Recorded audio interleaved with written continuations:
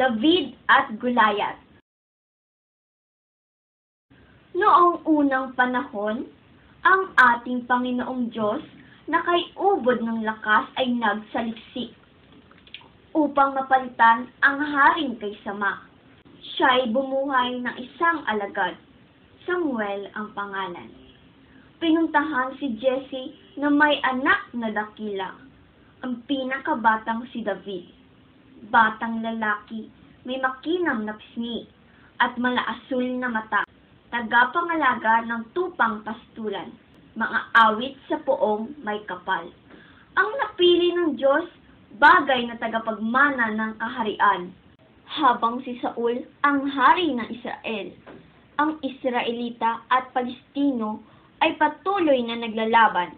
Ngunit sa kampo ng Pilisteo, may isang higante. Siyam na talampakan, pangalan ay Goliath. Siya ay imposibleng labanan ng sino man. Pangalay Goliath, hamon na isinigaw. Kung sinong gustong kumalaban sa akin, ay kumalaban din. Kung papalarin, kaming Pilisteo inyong aalipinin. Isang nakalakas na tinig ang kanyang narinig. At kung hindi, Pilisteo maghahari ngayon din sa aming mga Israelita. Si David ay matapang nagsalita. Galit na nadama, di pinalagpas. Ako ang makakalaban mo. Ngiti ng higante umaapaw ng sadya. Ikaw, nais mong kalabanin ang tulad ko? Takas na di maabot, kakisigan wala sino man. Tumawa si David at sinabi, hindi nasusukat sa tangkad at kakisigan ang kapanaluhang matatanggap. Lahat na laman, isang hamak na tagapastol ang kakalaban sa higante.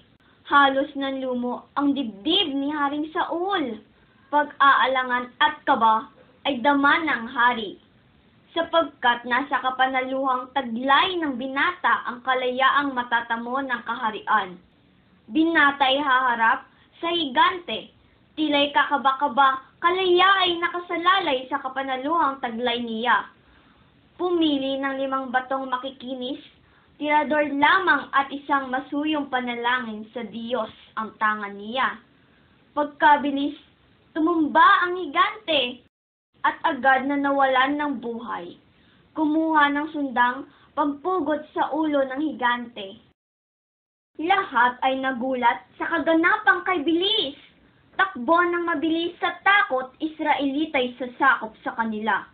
Ngunit nahuli din sila ng mga Israelita.